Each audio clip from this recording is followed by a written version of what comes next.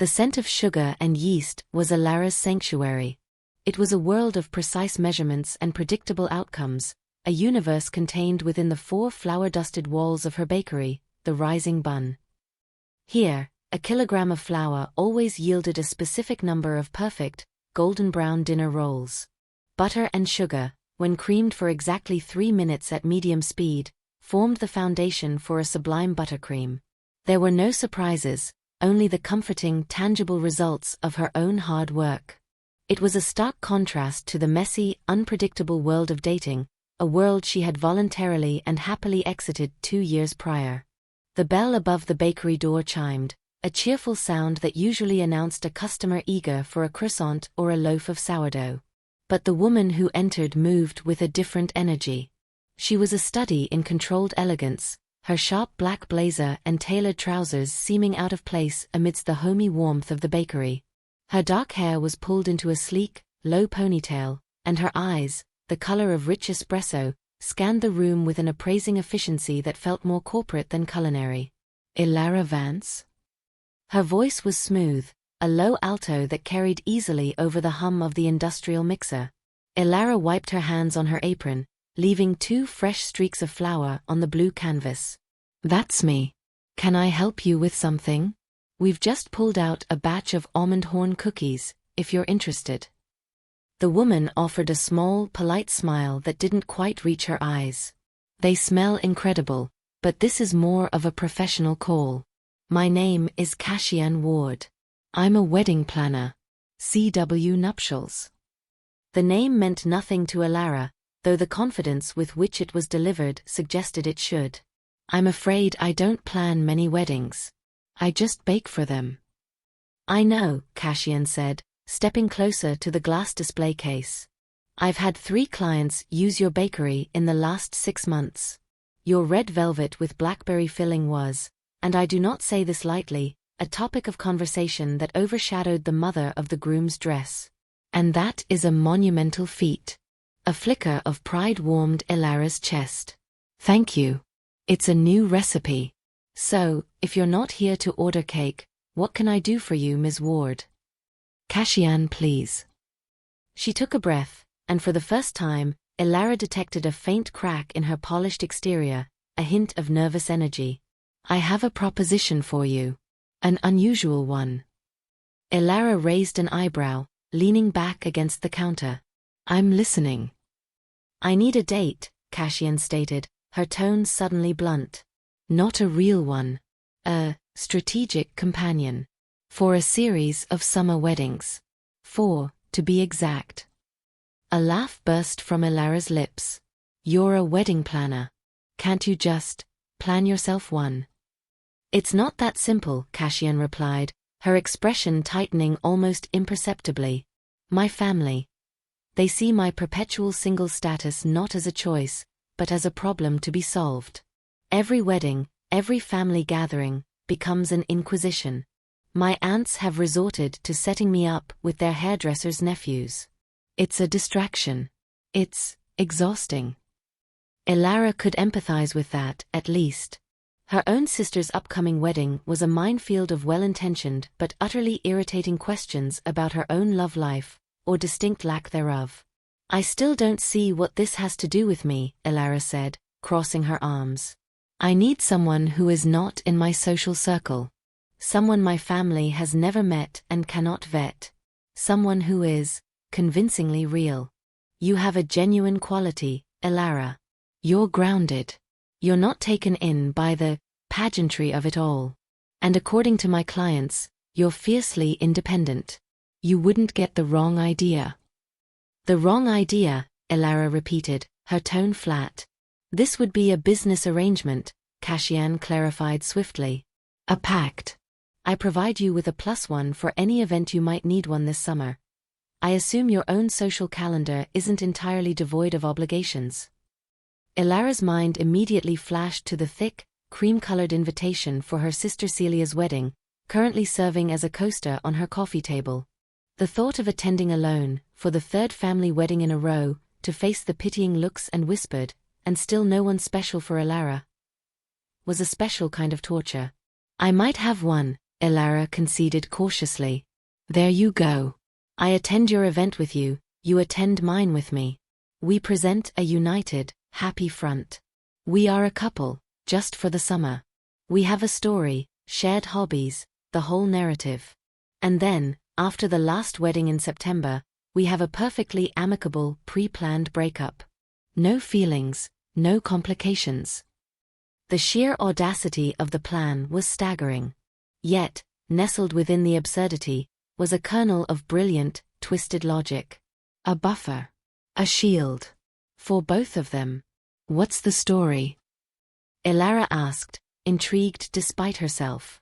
A genuine smile, quick and dazzling, touched Kashian's lips. We met when I hired you for a wedding.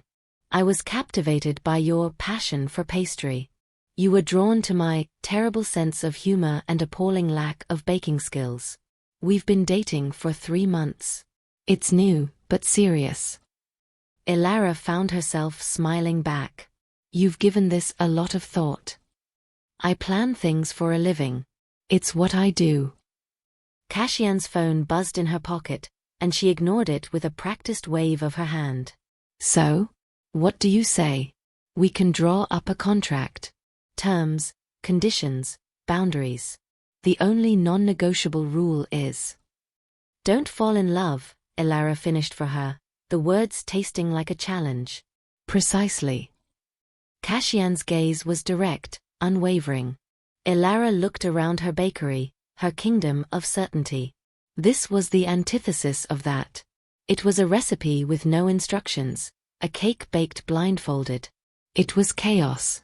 And yet, the thought of facing Celia's wedding with a stunning, sophisticated woman on her arm, of silencing the familial pity once and for all, was irresistibly tempting.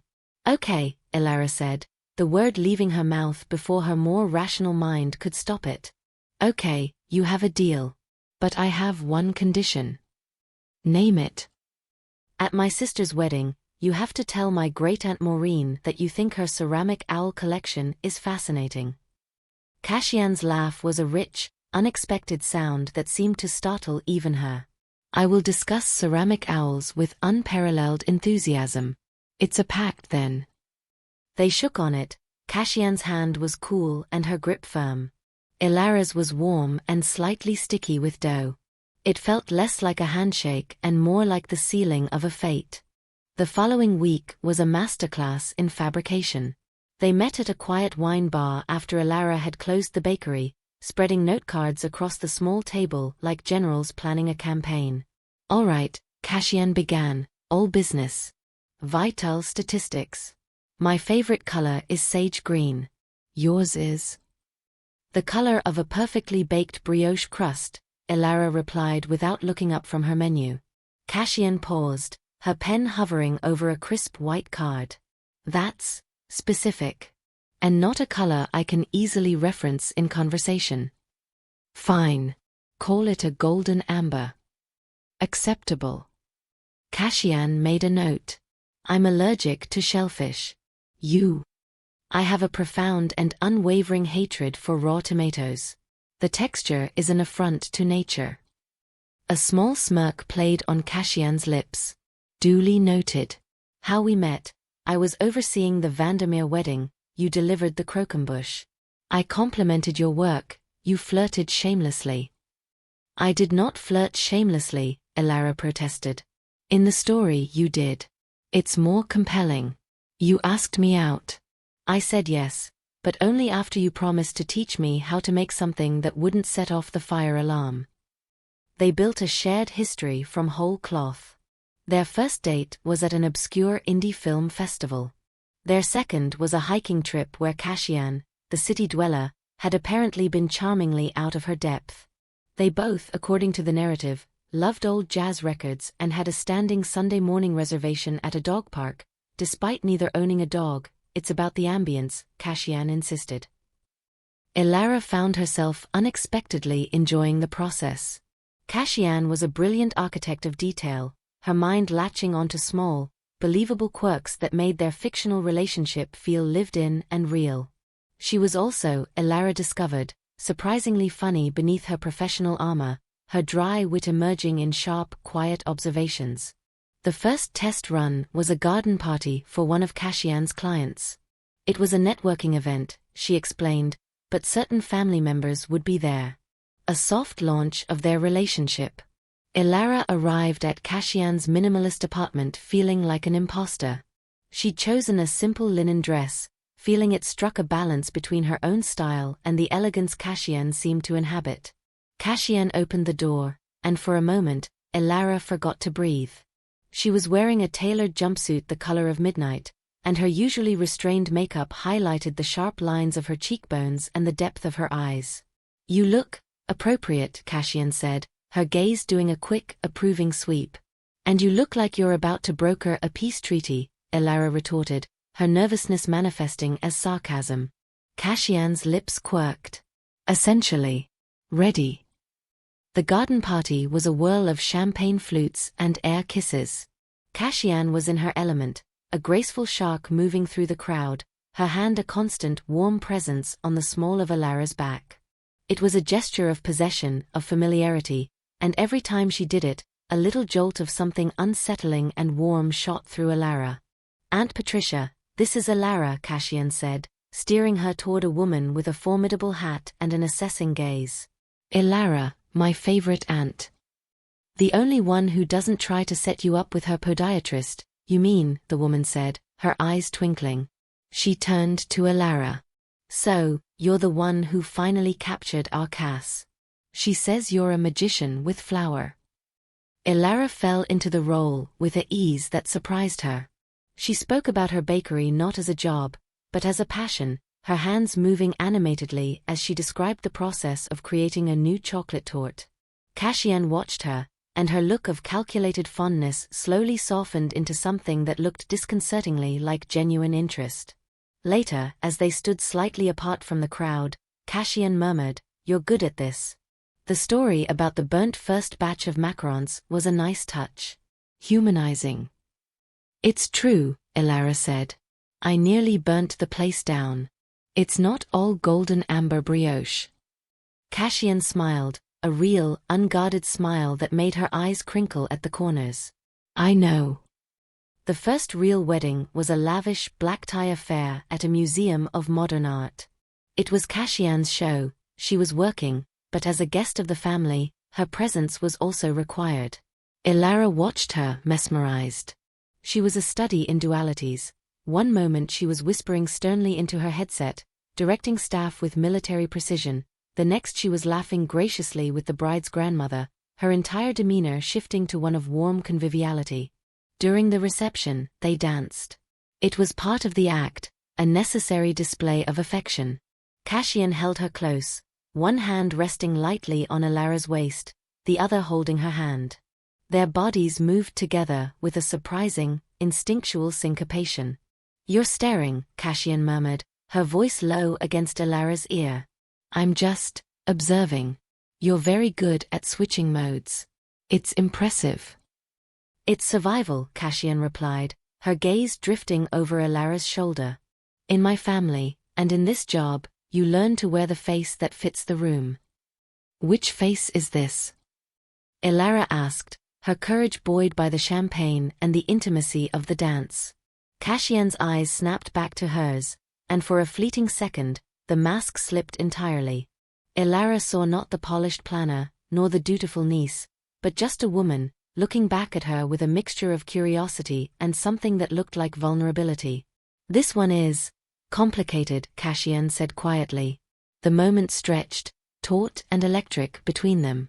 The air hummed with the unspoken, with the dangerous, thrilling possibility that this was becoming more than a performance. Then the song ended, and the spell was broken. Cassian dropped her hand and took a small, deliberate step back, the professional facade sliding neatly back into place.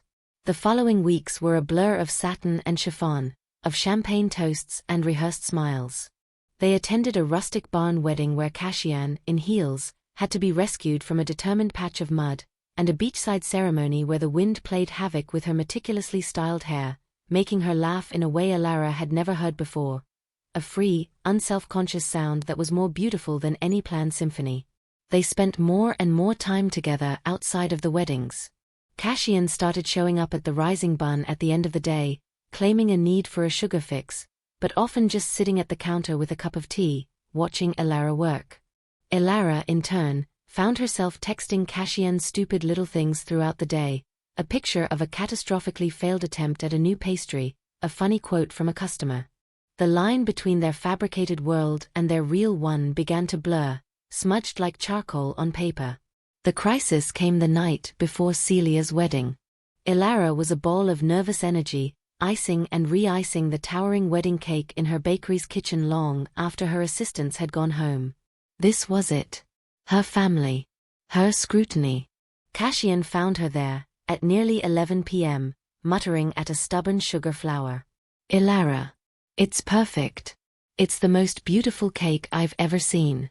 And I have seen a cake made to look like the Sistine Chapel, so my standards are obscenely high. Elara shook her head, her hands trembling slightly. It's not the cake. It's tomorrow. My mother will interrogate you. My father will give you the "if you hurt my little girl" speech, even though I'm 32 and we've only been dating for a few months. My cousins will try to get you drunk.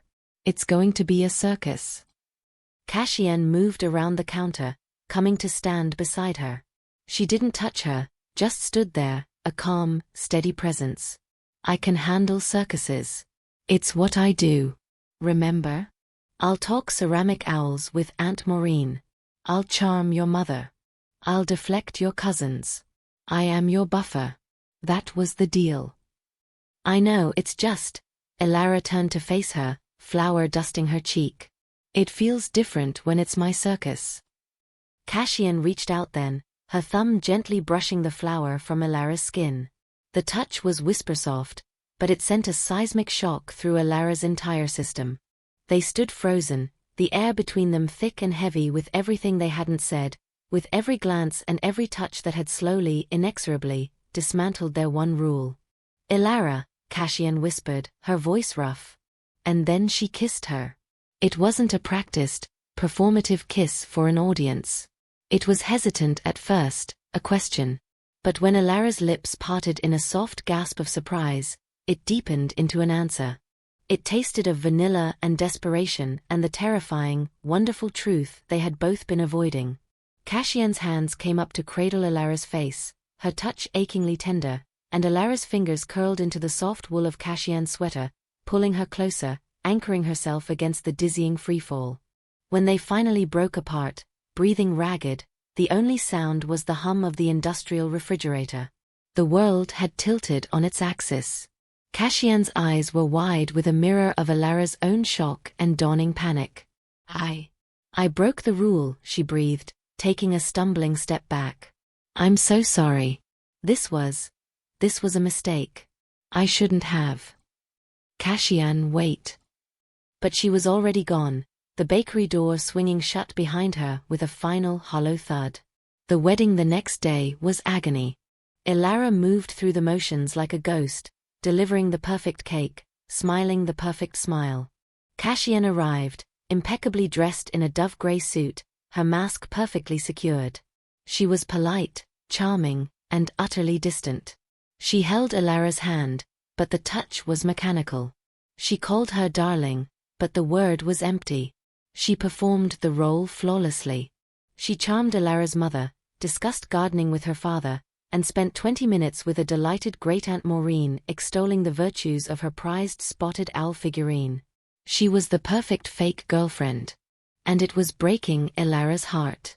She had thought the pitying looks were bad when she was single.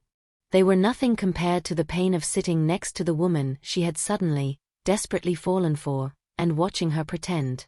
During the reception, under the twinkling lights of the garden marquee, Elara could take it no longer. She turned to Cassian, her voice low. We need to talk. Please. Cassian's smile was tight. Of course. Is everything all right? No, Elara said simply. She led her away from the dance floor, to a quiet corner near the rose bushes. The scent of the flowers was cloyingly sweet. Last night, Elara began. Was an error in judgment, Cassian finished, her voice cool and professional. I became too immersed in the role. I apologize. It won't happen again. We have one more wedding next week, and then we can conclude our arrangement as planned. Elara stared at her, the words landing like physical blows. An error in judgment? Kashian, look at me. Please. Reluctantly, Kashian met her gaze. And in the depths of her espresso eyes, beneath the layers of control and fear, Elara saw it. The same terrifying, wonderful truth. You're scared, Elara whispered. Of course I'm scared. The words burst from Kashian, a harsh, raw whisper. This wasn't the plan. The plan was safe. The plan had rules. The plan was supposed to protect me from this. From what? From feeling this. Kashian gestured wildly between them. From wanting this. From potentially ruining the one good, real, uncomplicated thing that has happened to me in years. What if we try this and it's a disaster? What if we're a disaster? I can't plan for that, Elara. I can't architect a happy ending. Elara reached out, slowly, giving her every chance to pull away, and took Kashian's hand. It was trembling. Who said anything about planning? Some things aren't meant to be blueprint. Some things you just have to bake. You mix the ingredients you have, you put it in the oven, and you hope it rises. Sometimes it falls.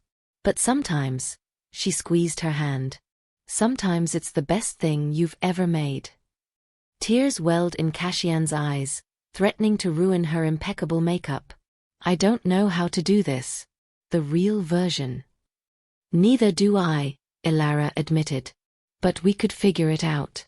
Together. Without a contract. Without rules. The last of Kashian's defenses crumbled. A single tear traced a path down her cheek. The only rule was don't fall in love. Elara stepped closer, wiping the tear away with her thumb, just as Kashian had wiped the flour from her cheek. Some rules, she said softly, are made to be broken. She leaned in, and this time the kiss was no accident or mistake. It was a promise. It was a new beginning, written not on note cards, but on the uncertain, hopeful future. The final wedding of the summer was for a client of Kashian's, but they attended not as planner and fake date, but simply as themselves. Kashian held Elara's hand openly, her thumb tracing absent circles on her palm. She didn't need to play a role anymore. When they danced, she rested her cheek against Elara's hair and sighed, a contented, peaceful sound. You know, Elara murmured into her shoulder, I think I'm going to miss the free champagne. Kashian laughed, the sound vibrating through Elara. I can buy you champagne. And the dancing. We can dance in my kitchen. Your kitchen has no music. And it's too tidy for dancing. Then we'll dance in your bakery. It's messy enough. And it always smells like you. Kashian pulled back slightly to look at her. It smells like coming home. Under the canopy of stars and fairy lights, surrounded by the echoes of someone else's vows, Elara knew. Their story had started as a beautiful, elaborate fake. But the feelings, the hesitant touches, the shared laughter in a flower-dusted kitchen, the courage to be vulnerable, that was the most real thing she had ever known.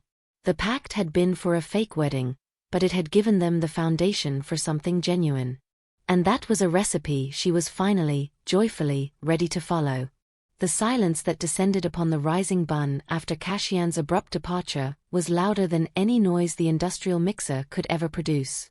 Elara stood frozen in the center of her kitchen, her fingertips pressed to her lips, which still tingled with the ghost of Kashian's kiss. The air smelled of sugar, yeast, and the sharp, metallic scent of panic. I broke the rule. The words echoed in the hollow space, each one a shard of ice. Elara's heart, which had been soaring moments before, now plummeted into a freefall of confusion and dread. The carefully constructed world of their pact, with its neat boundaries and clear exit strategies, lay in ruins around her. She had agreed to a business arrangement, a performance. She had not agreed to the seismic shift that had just occurred within her own chest, the terrifying realization that every rehearsed laugh, every practiced touch, had stopped feeling like acting a long time ago. She spent a sleepless night wrestling with the contradiction. The memory of the kiss was not one of a mistake. It had felt like the most honest, most inevitable moment of her entire life. Yet, Cassian's flight, her raw terror, was undeniable proof that for one of them, it was indeed a catastrophic error. The morning of her sister's wedding dawned bright and merciless. Elara delivered the wedding cake to the venue herself, a sprawling, sun-drenched vineyard. She oversaw its installation with a robotic precision, her movements efficient and empty. The cake was perfect. Every sugar paste petal, every delicate scroll of ivory frosting was immaculate. It was a testament to her ability to control things, to create beauty out of measured ingredients. Her own emotions, however, were a chaotic, unmeasured mess. She dressed for the ceremony in a quiet panic, her fingers fumbling with the buttons of her emerald green dress. The color usually made her feel confident, vibrant. Today, it just felt like a costume. She was preparing for the greatest performance of her life, and the thought of facing Cassian, of pretending last night had never happened, made her feel physically ill. The arrival was a blur of familial hugs and exclaimed compliments. Her mother, resplendent in lavender silk, squeezed her tightly. "Oh, Elara, the cake is sublime. Celia is over the moon. And where is this mysterious girlfriend we've all heard so much about? I'm dying to finally meet her." The question was a knife twist. "She'll be here," Elara managed, her voice strained. She had a last-minute client emergency. Wedding planner things. She took her seat, the wooden chair feeling like an executioner's block. The string quartet began to play. The guests rose. Celia, breathtakingly beautiful and radiantly happy, floated down the aisle on their father's arm. Elara's heart ached with love for her sister, and with a profound, lonely envy for the uncomplicated joy on her face. And then she saw her. Cassian appeared at the back of the seating area just as the ceremony began, a silhouette of sleek, grey elegance against the vibrant green of the vines. She moved with a silent, apologetic grace to an empty seat at the end of a row, her eyes fixed forward, refusing to scan the crowd. Even from a distance, Elara could see the impeccable mask was back in place. She was the picture of composed professionalism, a guest slightly late but appropriately respectful of the proceedings. Elara felt every second of the ceremony like a physical weight. Vows were exchanged, rings were slipped onto fingers, and a joyous cheer erupted as Celia and her new husband Mark shared their first kiss as a married couple. Elara clapped, she smiled, but her eyes were constantly drawn to that still, grey figure in the back. Cassian never once looked her way. The reception was a fresh layer of torture. Cassian found her during the cocktail hour, her approach measured and polite. "Elara, you look beautiful." The words were correct, but delivered with the flat intonation of a line reading. Her eyes, when they finally met Elara's, were carefully neutral, a locked door. "Thank you," Elara replied, her own voice sounding thin. "You made it. I said I would." Cassian's smile was a tight, brief affair. "Shall we? The buffer is now operational." And so it began. Cassian was, as promised, flawless. She charmed Elara's mother with stories of charmingly disastrous wedding mishaps she'd averted. She listened with apparent fascination as Elara's father explained the intricacies of his rose hybrids. She deftly parried the questions of curious cousins, her answers about their relationship a masterclass in vague yet satisfying detail. She was the perfect, charming, attentive partner. And with every passing minute, Elara felt herself dying inside. The hand Cassian placed on the small of her back was light and impersonal. The way she tucked a stray strand of hair behind Elara's ear was a practiced gesture, devoid of the tenderness it had held before. She was executing the plan with cold, brutal precision, and the success of it was a testament to how completely she had sealed herself off. The dinner passed in a haze of speeches and clinking silverware.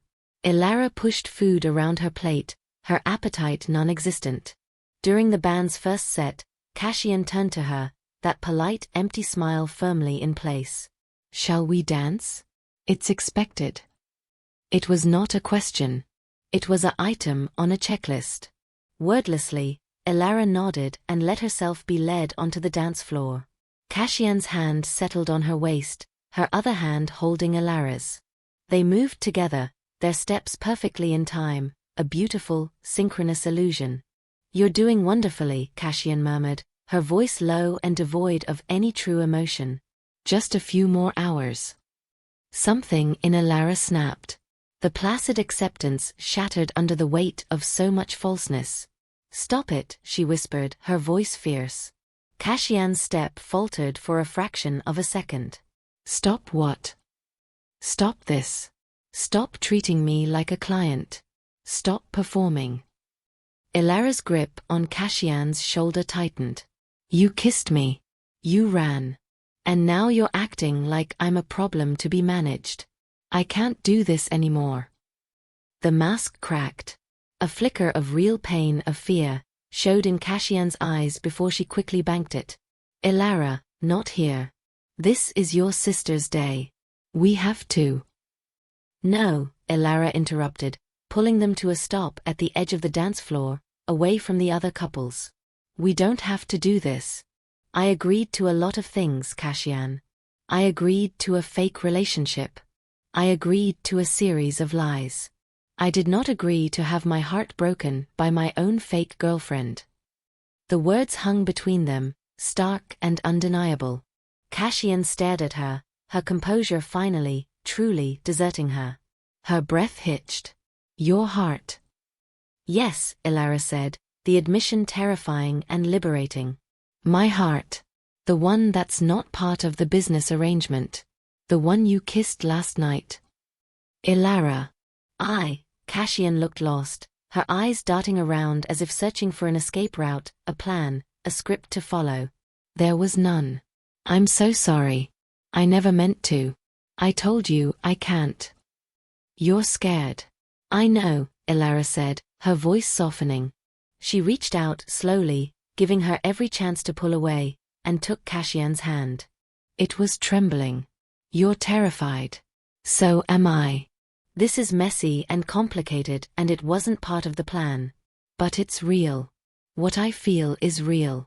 And I know, what you feel is real too. I saw it in your eyes last night before you ran. I see it now." Tears welled in Cassian's eyes, threatening to ruin her impeccable makeup. She didn't brush them away. "It is real," she choked out, the confession a ragged, broken thing. "That's what terrifies me. It's too real. What if we try this and it's a disaster? What if we're a disaster? I can't plan for that, Elara. I can't architect a happy ending." Elara stepped closer, into Cassian's space, into the vulnerability she was finally showing. She wiped a tear away with her thumb, just as Cassian had wiped the flower from her cheek in another lifetime. Who said anything about planning? Or architecting? Some things aren't meant to be blueprint. Some things you just have to bake. She squeezed her hand. You mix the ingredients you have, you put it in the oven, and you hope it rises. Sometimes it falls. But sometimes, she offered a small, shaky smile of her own. Sometimes it's the best thing you've ever made. Cassian let out a watery, half sob, half laugh. I don't know how to do this. The real version. Neither do I, Elara admitted, her own tears finally spilling over. But we could figure it out. Together. Without a contract. Without rules. The last of Cassian's defenses crumbled. She looked at Elara, truly looked at her, seeing not a co-conspirator or a buffer, but the woman she had, against all odds and her own best intentions, fallen in love with. The only rule was don't fall in love. Elara leaned in, her forehead resting against Cassian's. Some rules, she whispered, her voice thick with emotion, are made to be broken. This time, when they kissed, it was not an accident or a mistake. It was a beginning. It was slow and tender, and tasted of tears and hope and the profound relief of surrender. It was a kiss that held the weight of every glanced look, every rehearsed story, every hidden smile. It was their first real kiss. They broke apart, breathing shakily, their world narrowed to the space between them. The sounds of the wedding reception, the music, the laughter, faded into a distant hum. "I'm still scared," Cassian whispered, her hands coming up to rest on Elara's hips, holding her there, anchoring them both. "Me too," Elara replied. "But we can be scared together." A genuine, breathtaking smile broke through Cassian's tears. It was the unguarded, crinkle-eyed smile Elara had only glimpsed before, and it was now entirely, unreservedly for her. The rest of the wedding passed in a dreamlike state. They held hands without pretense. They danced without a checklist. When Great-Aunt Maureen cornered them, Cassian spent a full 30 minutes discussing the nuanced artistic merit of her ceramic owl collection, her hand never leaving the small of Elara's back, her touch now a constant, comforting presence, a silent communication of "I'm here. This is real." The following week was the last wedding on their docket, a grand, formal affair at a historic manor house. They arrived together, not as planner and fake date, but simply as Elara and Cassian. Cassian, for the first time, was not working. She was just a guest. She held Elara's hand openly at the ceremony. During the reception, she didn't scan the room for logistical issues. She only had eyes for the woman beside her. When they danced, she rested her cheek against Elara's hair and sighed, a contented, peaceful sound that seemed to come from the very depths of her soul. "You know," Elara murmured into the wool of her suit jacket, "I think I'm going to miss the free champagne." Cassian laughed, the sound vibrant and true, vibrating through Elara. "I can buy you champagne. And the dancing. We can dance in my kitchen." "Your kitchen has no music. And it's too tidy for dancing."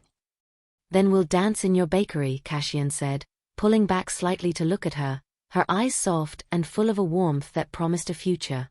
"It's messy enough. And it always smells like you."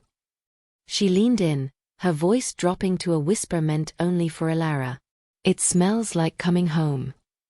Under the glittering chandeliers of the grand ballroom, surrounded by the echoes of someone else's vows, Elara knew. Their story had started as a beautiful, elaborate fake. A pact for convenience. But the feelings, the hesitant touches, the shared laughter in a flower-dusted kitchen, the courage to be vulnerable, that was the most real thing she had ever known. The pact had been for a fake wedding, a strategic +1. But it had given them the foundation for something genuine, something built not on rules, but on the brave, messy, glorious risk of love. And that was a recipe Elara was finally, joyfully, ready to follow, for the rest of her life. The morning after the final wedding dawned not with the jarring ring of an alarm, but with the gentle, grey light of a late summer Sunday filtering through the blinds of Cassian's impossibly tidy apartment. Elara woke to the unfamiliar sensation of silk pillowcases and the profoundly familiar scent of Cassian's shampoo on the next pillow. Cassian was still asleep, one arm curled beneath her head, the severe lines of her waking face softened into something young and unguarded. The previous night, the confession, the tears, the world tilting back onto a new, terrifying axis, felt both a lifetime ago and as immediate as the warmth of her body under the sheets. Elara lay perfectly still, afraid to break the spell. This was the uncharted territory. The pact was over. The last wedding was behind them. There was no contract, no rules, no audience to perform for. There was only this, the quiet of the morning, the rhythm of Cassian's breathing, and the vast, yawning question of what happened next. As if sensing her wakefulness, Cassian's eyes fluttered open.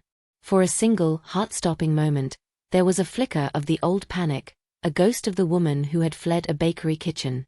But then her gaze focused on Elara, and the panic melted away, replaced by a slow, drowsy smile that was more beautiful than any perfectly executed wedding tableau. "Hi," Cassian whispered, her voice rough with sleep. "Hi," Elara whispered back.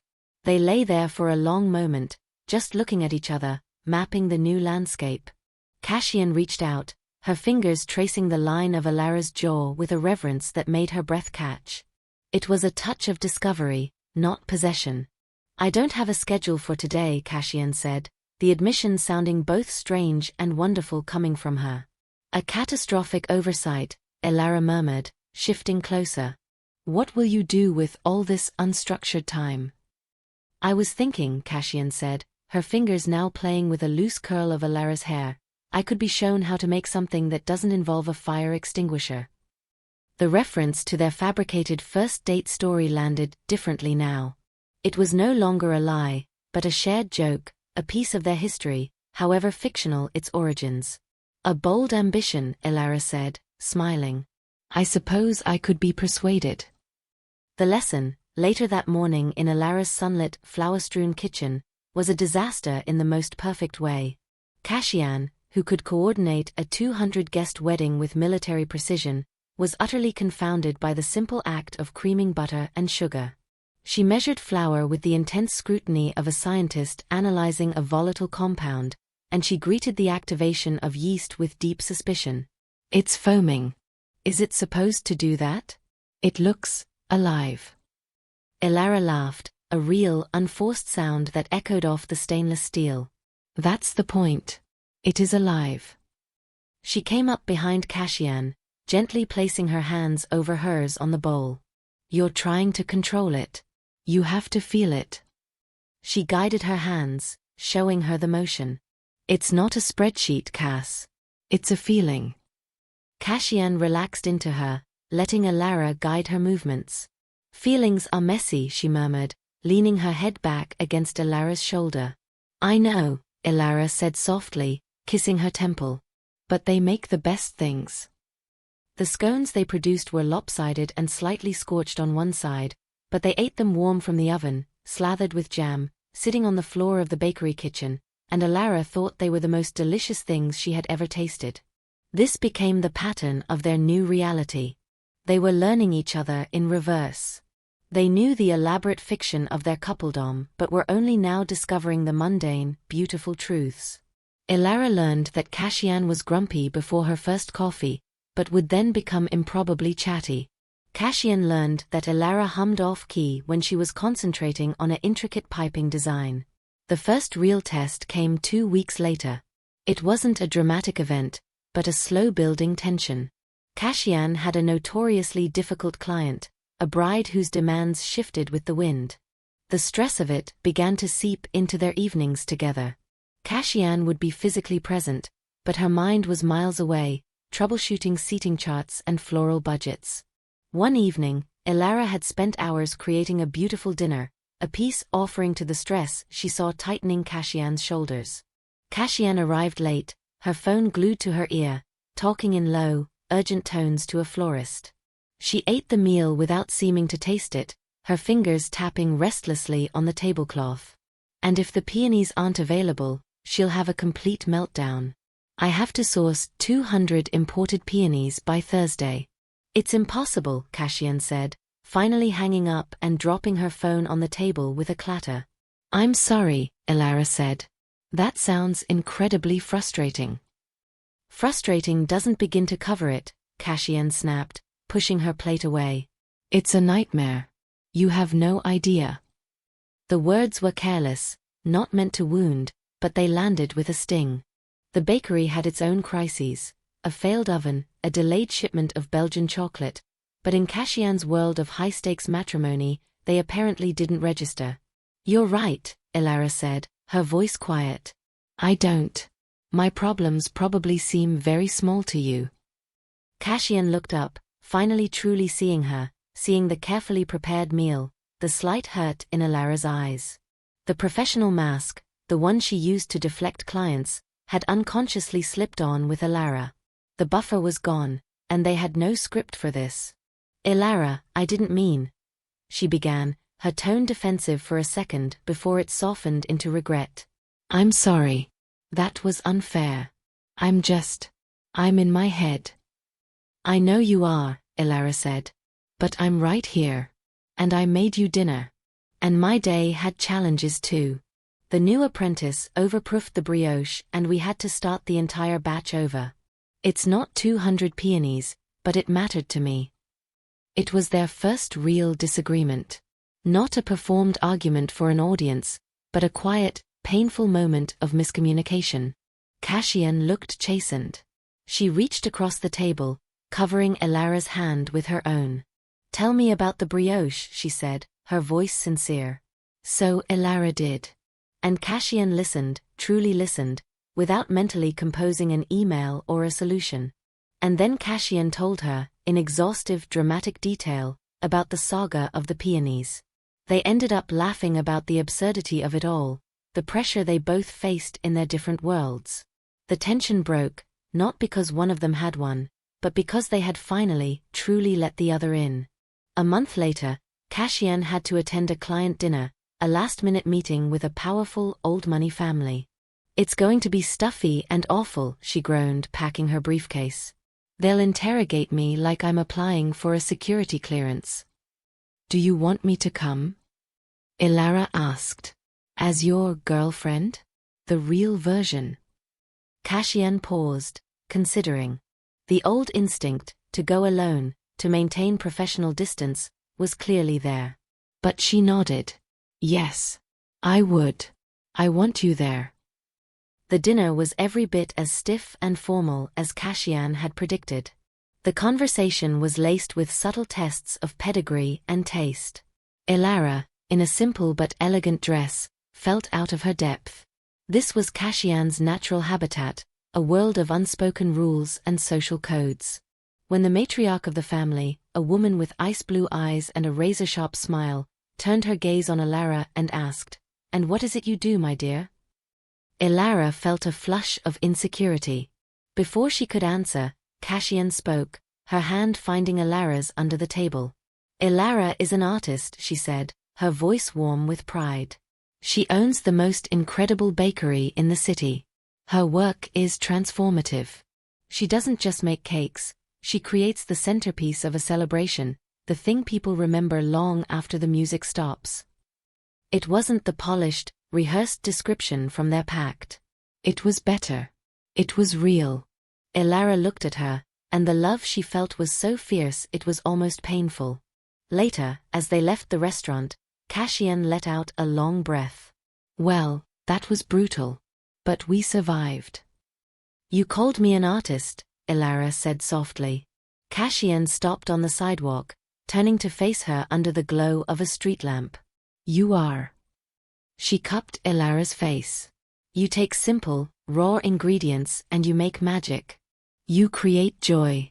It's the most important work I can imagine." In that moment, the last of the fake scaffolding from their old pact finally crumbled to dust. What was left standing was strong, and real, and built to last. The summer turned to autumn. The frantic wedding season slowed to a more manageable pace. One rainy Sunday afternoon, they were curled up on the couch in Elara's far less tidy apartment, a blanket over their legs, watching an old movie. Cassian's head was in Elara's lap, her eyes closed. Elara was absently stroking her hair. "My mother asked about you yesterday," Cassian said, her voice sleepy. "Oh? Did she want to know my 5-year plan or my thoughts on table linens?" Elara teased. Cassian opened one eye. "She asked when you were coming for dinner again. She said she's perfected her roast and wants to make it for you." She paused. "She likes you. The real you. Not the plus one." Elara's heart swelled. It was a small thing, but it felt monumental. Acceptance. Not as a convenient fiction, but as a beloved fact. "I like her too," Elara said. She looked down at Cassian, at the peaceful expression on her face, so far from the anxious, guarded woman who had first walked into her bakery. "The pact seems like a lifetime ago." Cassian sat up, turning to face her. "It does." She took Elara's hands in hers. "I spent my life trying to plan for every contingency, to avoid any outcome I couldn't control. I thought love was the biggest variable of all. The one thing you couldn't plan for."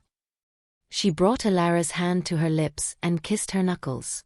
"I was right. You can't plan for it. It just happens. And it's messy and unpredictable, and absolutely terrifying." She smiled, her eyes shining.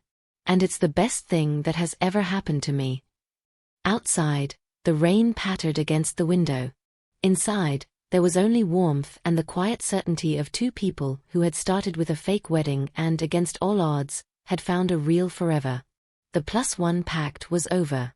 Their story, however, was just beginning. The first crisp breeze of autumn wound its way through the city streets, carrying the scent of fallen leaves and wood smoke. Inside the rising bun, the atmosphere had shifted with the season. The bright summer fruit tarts had given way to spiced pumpkin scones and rich, dark gingerbread. Elara, her sleeves rolled up, was elbow-deep in a massive bowl of cinnamon-spiced dough, her brow furrowed in concentration. The bell above the door chimed. Without looking up, Elara called out, "Be right with you." "Take your time," a familiar, warm voice replied. "I'm not a customer. I'm here to kidnap the proprietor for lunch." Elara looked up, a smile instantly breaking across her flour-dusted face. Cassian stood by the counter, looking effortlessly elegant in a cashmere sweater and tailored trousers, a leather satchel slung over her shoulder. In her hands were 2 paper cups of steaming tea from the shop down the street. Earl Grey for her, a strong English breakfast for Elara, just the way she liked it. "You're a sight for sore eyes," Elara said, wiping her hands on her apron. "And a lifesaver. I've been up to my ears in this order for the Harvest Festival." Cassian set the tea down and came around the counter, not hesitating to step into Elara's workspace, a place she now navigated with comfortable familiarity. She peered into the bowl. "It smells incredible in here. Like comfort." "That's the goal," Elara said, accepting the tea and taking a grateful sip. "So, what's the occasion for this midday abduction? I thought you had venue meetings all day." "I did. I finished early." Cassian leaned her hip against the stainless steel counter, her gaze soft on Elara. "And the occasion is that I missed you. Is that allowed?" Elara's heart did a familiar, happy flip. These moments still felt novel, a precious gift after the calculated performances of their early days. "It's highly encouraged," she said, leaning in to kiss her. It was a brief, flowery kiss that tasted of tea and home. This was their new normal. Cassian's life was no longer a series of impenetrable blocks on a calendar to be worked around. She made space, unprompted, for interruptions. For Elara. As they settled on the stools Elara kept tucked in the corner for breaks, Cassian pulled a folder from her satchel. "I wanted to show you something. The Moodley St. James wedding. Spring next year." Elara opened the folder. Inside were fabric swatches, floral samples, and a breathtakingly detailed mood board. It was classic Cassian, impeccable, elegant, and flawlessly executed. But then Elara's eyes fell on the notes scribbled in the margin, in Cassian's precise handwriting. "Check with E on dessert viability, seasonal berries. And venue has old stone floors, E's heels." She wasn't just showing Elara her work, she was integrating her into it. Considering her comfort, seeking her opinion not as a baker, but as her partner. "It's beautiful, Cass," Elara said, her voice thick with emotion. "They're lucky to have you." "We make a good team," Cassian replied simply, her meaning extending far beyond the folder in front of them. Later that evening, they were at Cassian's apartment. The stark minimalism had gradually, inevitably, been softened. A colorful, slightly lopsided ceramic bowl Elara had made in a long-ago pottery class sat on the coffee table, filled with fresh fruit. A cozy, hand-knitted blanket was draped over the back of the sofa. The evidence of Elara was everywhere, not as an intrusion, but as a welcome integration. Cassian was at her desk, finishing up some emails, while Elara browsed her bookshelf. Her fingers trailed over the spines of thick volumes on architectural design and event management until they stopped on a small, black, faux leather binder tucked away on a bottom shelf. She knew what it was without opening it. She pulled it out. The cover was blank. Inside, on the first page, was the original typewritten list. The +1 pact, terms and conditions. Beneath it were their ridiculous, fabricated details. Favorite color, sage green. How we met, she flirted shamelessly. Rule number 1, Do not fall in love. Elara carried it to the sofa and sat, leafing through the pages. It felt like reading a relic from another lifetime. Cassian finished her email and came over, her expression turning curious, then slightly apprehensive when she saw what Elara held. I forgot I still had that, she said quietly, sitting beside her. We were very thorough, Elara mused, a smile touching her lips. We had an answer for everything. Except for this. She looked up at Cassian. We never planned for what happened after the pact ended. No, Cassian agreed, her voice soft. We didn't. Elara closed the binder. She held it in her hands for a moment, feeling the weight of it, the weight of all that careful planning and fear. Then she stood, walked to the modern fireplace that was never used, and placed the binder squarely in the cold, clean hearth. She turned to face Cassian, who was watching her with a look of dawning understanding and immense tenderness. We don't need a plan anymore, Elara said. Her voice was steady, certain. We don't need rules. We just need us. Cassian rose and crossed the room, stopping just in front of her. She didn't look at the pact in the fireplace. She only looked at Elara. She cupped her face, her thumb stroking Elara's cheek. You're right, she whispered. Then she leaned in and kissed her, a kiss that was a promise, a confirmation, a goodbye to the old world and a welcome to the new one. They never lit the fire. The binder remained in the hearth, a forgotten monument to how they began.